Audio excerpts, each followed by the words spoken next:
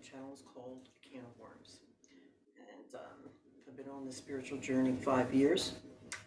And I want to be a research for you guys that feel like you're awakening and you don't know where to start or what to do. You know, I was there in your place and come out of a very conservative religion.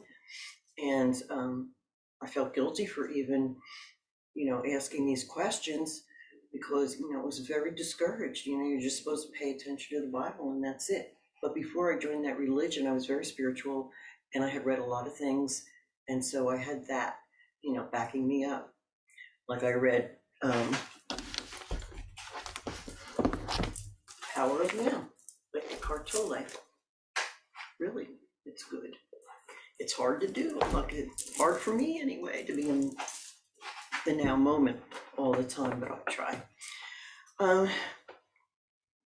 Then what actually happened was I was going through Facebook, and believe it or not, Corey Good was advertised on Facebook before they, started ramping up the real censorship, which is why I want to help you with the resources, because it's really hard to find it in this day and age when they're censoring everything.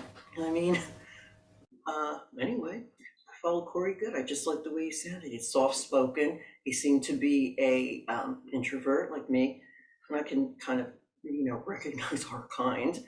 And he was being interviewed by David Wilcock, and David, phenomenally smart person, asked good questions. There's other questions I wanted to know, so I followed them. Corey is a very sweet, sensitive guy, very intuitive also.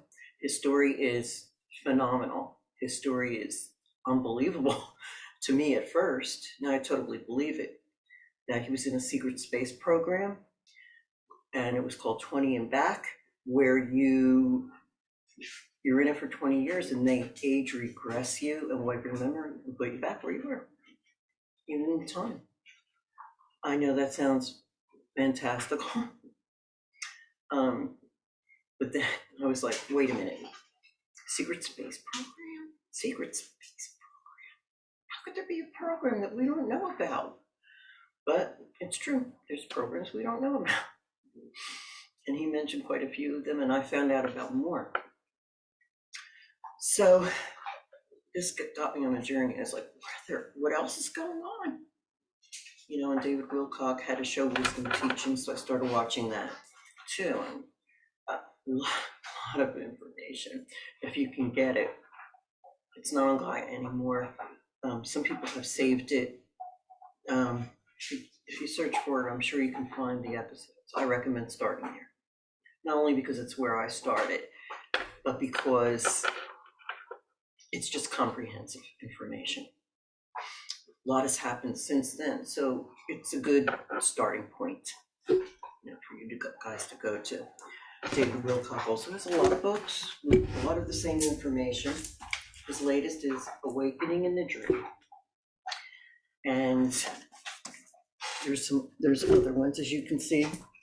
It's quite thick, but well worth the read. Interesting, very interesting read. Okay, I'm going to talk about that, and when I started,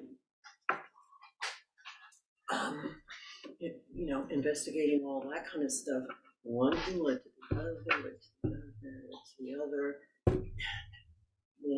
I just didn't stop. This is 5 years of every spare time that I have when I'm not working or cleaning or doing or hanging with friends. I'm researching.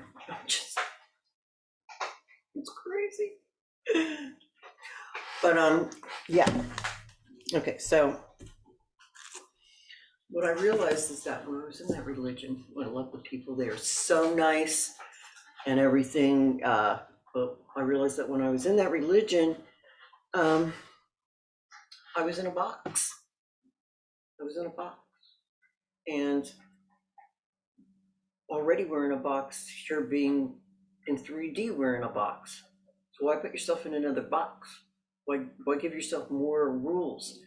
The way things are now, You know, there's so many rules and there's more every year and they're trying to take away our rights now. I mean, it's just getting crazy. You need to free yourself. Freedom, freedom, freedom, fight for it because they are trying to take it away. And I will tell you in a later show just who they are. I think you can guess. If you don't guess, I'll tell you. So researching. I'm just checking my notes. I thought at first that I needed someone to lead me by the hand and tell me what to think. I realized that I don't need that at all.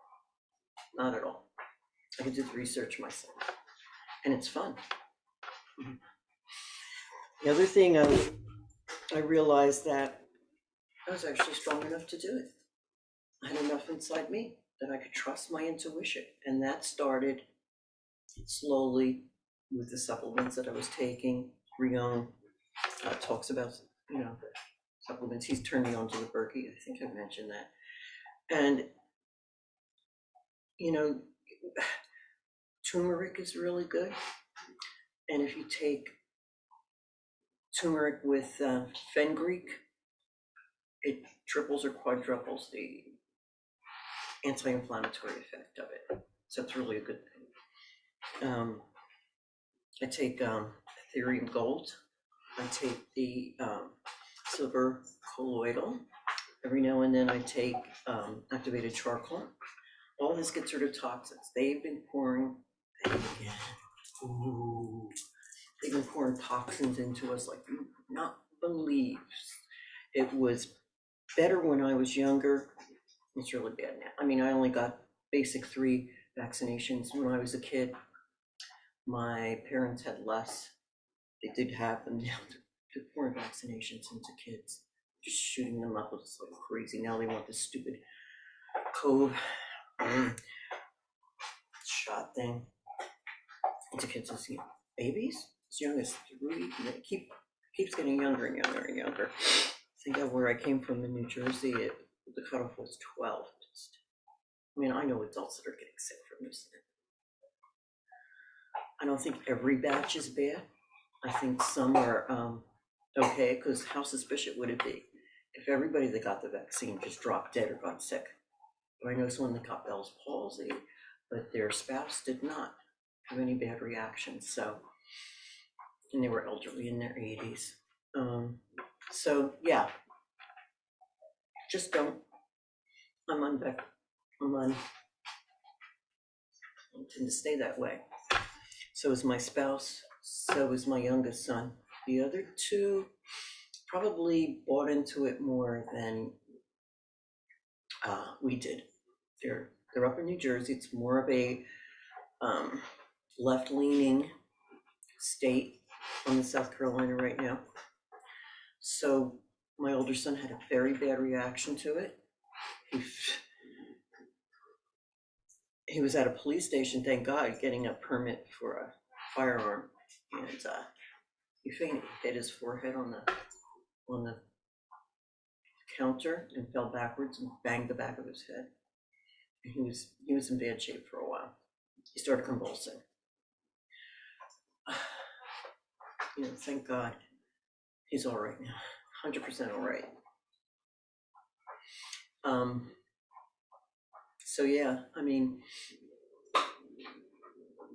another sad thing is, a friend of mine's sister went to the hospital with symptoms and she was unvaccinated. And what they did was neglect her. They were afraid to be around her or whatever. That's giving them the benefit of the doubt. They didn't take good care of her. She died from a urinary tract infection that got into her blood because they didn't clean her up when she went to the bathroom. She couldn't get up. Yeah. I'm not going to mention the hospital. So yeah, there's tragedy all around, but there's also great news, people. There's an awakening. I want to read you something that I found to my spouse. Awakening. There is this overwhelming sensation that's occurring deep inside of you. You question everything. You trust only a few people. You no longer believe everything that was sold to you as a kid. You're looking for facts, for proof, and for undeniable consistencies. This is proof that you are transforming, awakening. Don't fight it. Allow the energy to flow. And that's by Sylvester McNutt. Sometimes you feel good. Sometimes. Anyway, so basically, if you're familiar with the work of, I didn't write her down, and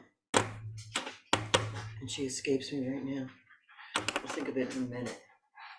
Dolores Cannon. Just less than a minute. She mentions 3 waves of volunteers, she calls them, coming to Earth to help with the Great Awakening. 3 phases of volunteers. I'm obviously, because I'm older, I'm the first wave.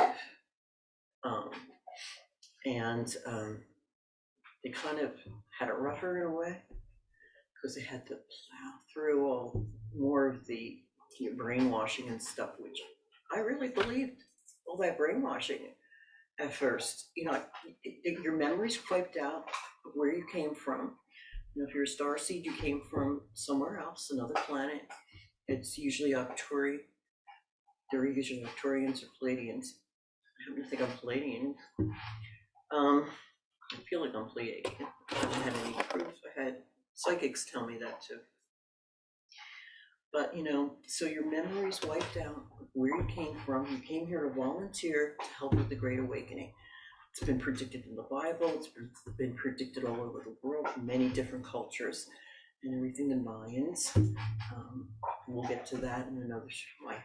The Mayans, let me just quickly say that 2012 was supposed to be the end of the Mayan calendar. Well, it wasn't in the Mayan calendar, but something did happen, but it was spiritual. It wasn't like out in the open. Lately, the sun has been giving off a lot of solar flares, a lot of when I was a kid, the sun was yellow. Look at the sun now. It's bright white. The sun is changing. Our sun is changing. Our star. It's a star. It's changing. And all these new energies coming in are going to raise. Some people are going to be able to take it, and some people aren't. Some people that are more dark are not going to be able to take these energies. But a lot of people, that's why a lot of people now are waking up. It's literally like a flashlight going off in their heads. It's very, very wonderful time to be here. Okay. The second wave had a little bit easier because they had more of a memory and a belief in their own intuition. They know something was out there. They perhaps their pineal gland was more open, or their chakras more kundalini, as they say. But yeah, so the second wave, I think there were indigos, they call them indigos. She called them Dolores Cannon indigos. And in the third wave they're more spiritual. I mean, my granddaughter, she's amazing. She just intuitively knows a lot of things that I had to fight. It's like being a fish in very murky water. But when they came, the later ones came, the water was clear. You could put it that way as an analogy. So yeah, the sun's getting brighter. People are awakening. Censorship is going crazy, and that's the reason why. Because they don't want people to wake up. The other thing is The whole thing about climate change. The whole thing about climate change, people. It's getting hotter and everything. Well, you know what? They're talking about the sun's energies coming in, that they don't want people to awaken. That's why they're spraying those trails. You can see what they are in the sky. It's blocking stuff, little particles they're spraying.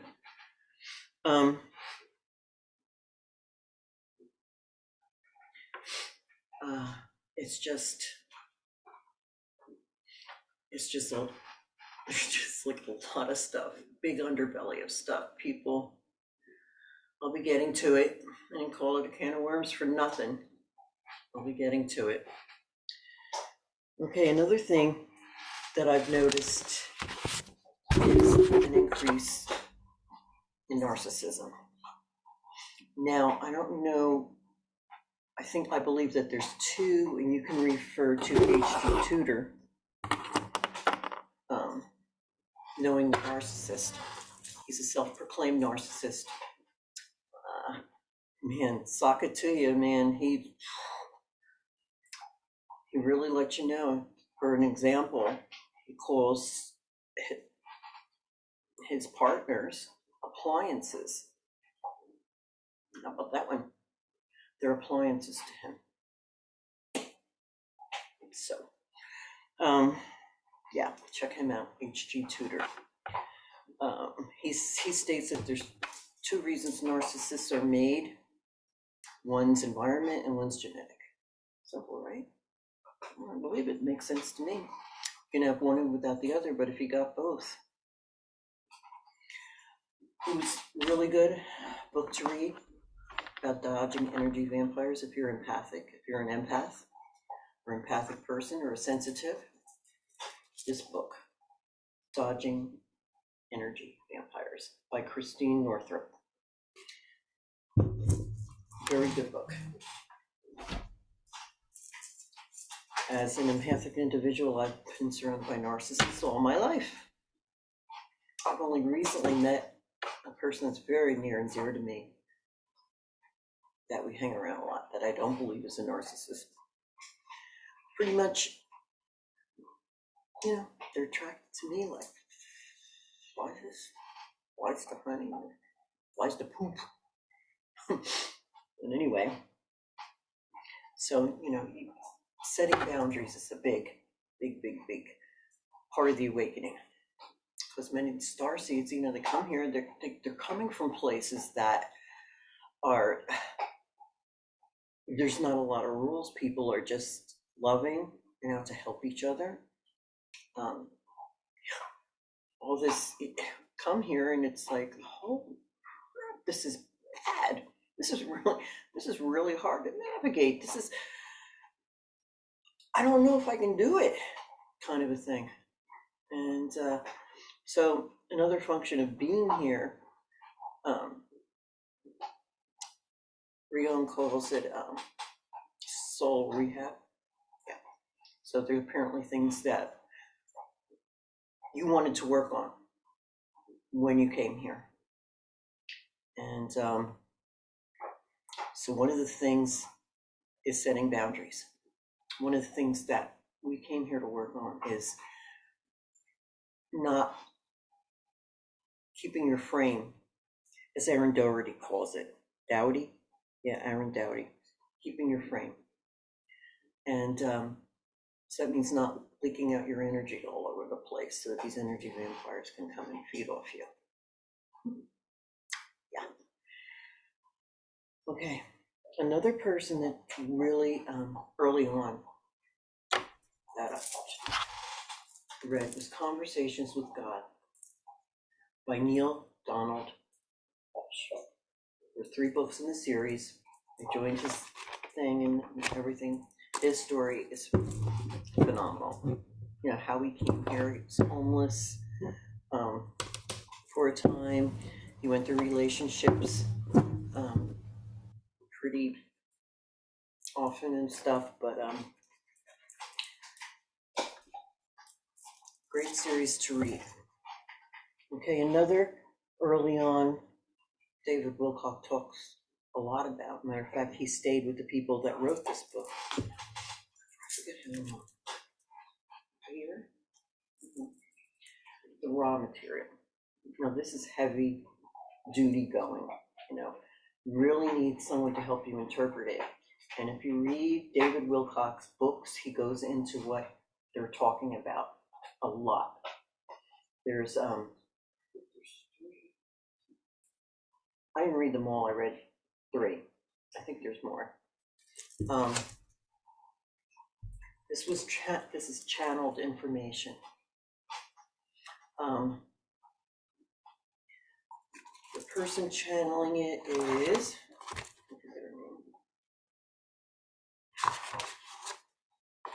what's the name right here?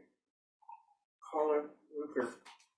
And somebody I was watching, Carla Rucker, somebody that I was listening to highly recommends her, but she channeled this book, and then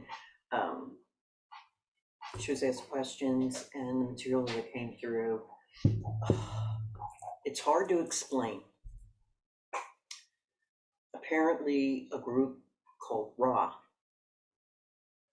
who were extraterrestrials, came to Egypt and gave the Egyptians a lot of their information, how to build pyramids. I don't believe a bunch of slaves using rollers and pulleys made the pyramids.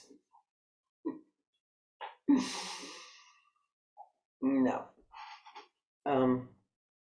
So anyway, I think they use sound, sound and combination of things, but yeah. So that's another good to get through. These books will take you a while. It's really worth it. Another thing we got to do when we awaken is heal our inner wounds, stuff that happened to us when we first came here. Like, oh my God, these people are so mean.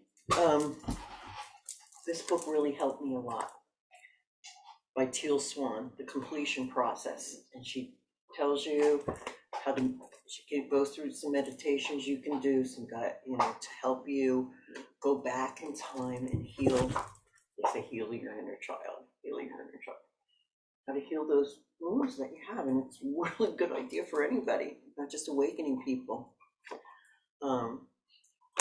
She has a fantastic story too, a very fantastic story. She was a ritual satanic abuse survivor. Doesn't that sound horrible? When I first heard that, I did not believe it. I absolutely did not believe that this was possible. Coming from a religious background, and people could do this to each other. She was a child. She was sexually molested and groomed. She was abused. Negative training. Pavlov's dogs. They used psychology. Broke down her ego. Now, it's good to break down your ego, but let's do it the way Eckhart Tolle does, by being in now, rather than the way they did it to her. The reason why they picked her was because not only is she absolutely drop dead gorgeous, but also because she was born wide open with all her inner senses, her intuition, her chakras open, pineal gland open. They knew she was different, and they wanted to, I don't know what they wanted to do, stop her. Didn't work. So yeah, man, you'll find your relationships will change. They'll be better. They will. It doesn't happen instantly when you read the book. It's a process. It's definitely a process. And it's sometimes really difficult. Okay, I'm also learning tarot, which is absolutely taboo. I'm wearing tarot. A good person to follow, and she gives a free course in it. It's Tarot by Janine. She's Canadian. I can't pronounce her last name. It's French, I believe. And she also is up to date on what is going on. She used to lean liberal, but the cards, Donald Trump is a terrible person, but the cards are the ones that have her change. That's awaken in a sense. This was, I think, 3 years ago, she said. So about the same time that I started realizing a lot of this stuff. For me, it was 5 years, but the first 2 years were just getting rid of some brainwashing. Yeah, she's up to date on what's going on, man. And if you don't believe in tarot cards, after you talk to her, you'll believe in them. You'll believe. Okay, another good one is Aaron Doughty. He's a good one. He's good to start, I think, because he doesn't get all like out there, like, these basic spiritual teachings based on Eckhart Tolle and several other people that he mentions. Jordan Peterson was also very left leaning until they started with, he was a professor in Canada, I think Quebec, and they started to hassle him about his pronoun use. You can't say he or she, his or hers, but he thought it was ridiculous. He was kind of like, what is going on here? And through his journey, it's a fascinating one, because he's very analytical, very analytical person, very, very smart. But he's even gotten more religious and stuff like that, and he never used to be. These people's journeys are really worth following. They're really worth, having fun with and listening to. Talked about Teal Swan. Tim Pool is a good podcast to watch. I think he's still on YouTube. Tim Pool was a skater. He traveled the world. And he learned a few things, but he was very left-leaning. And then, he started to wake up. He was anti-gun, anti-Second Amendment. And it was actually Steven Crowder, was another good podcast. Steven Crowder was a good podcast. Gee, I should have told you to take out paper or pen and notes. But anyway, sent Tim Pool his first gun. Actually, he had gotten some guns after that, but in New Jersey, it's not easy to get guns. He's in West Virginia now. Tim Pool, was originally in New Jersey, and so yeah. Next video I'm going to do, I'm going to put my lipstick on better.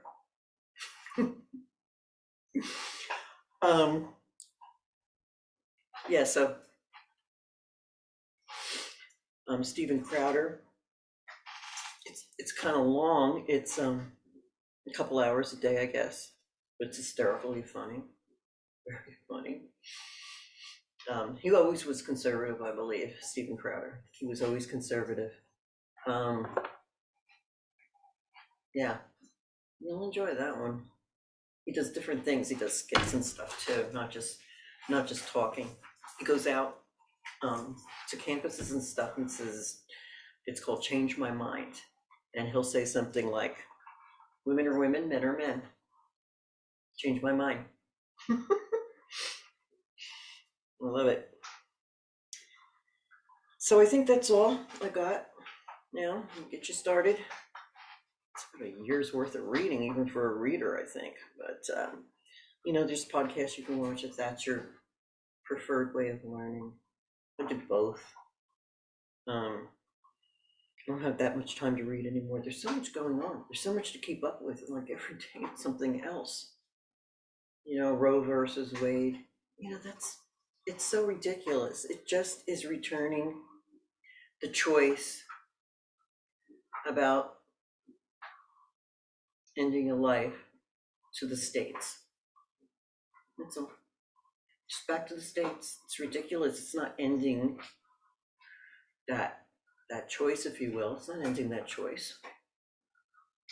And my personal belief is that you do have choices. You can abstain, you can use contraceptive, and you can use adoption. There's 3 choices right there. And I didn't always feel that way. You know? When I was in my 20s, and mostly 20s, no, mostly teens, because I didn't choose to get an abortion when I could have. I didn't. I'm so glad I didn't. I'd never be able to forgive myself now, knowing what I know now, knowing what I believe now. Never be able to forgive myself. And boy, have I been blessed. Have I been blessed with my children. Yep, I'm gonna cry. Well, anyway, I think that's enough for today. And yeah, I'll see you next time. I don't know when I'm going to do this again. Maybe in the middle of the week. This is Monday. I might do it Monday, Wednesday, and Friday. I'm not too tired from working and stuff. We'll see. I'll come down with a schedule. Okay, love you all. Happy journey.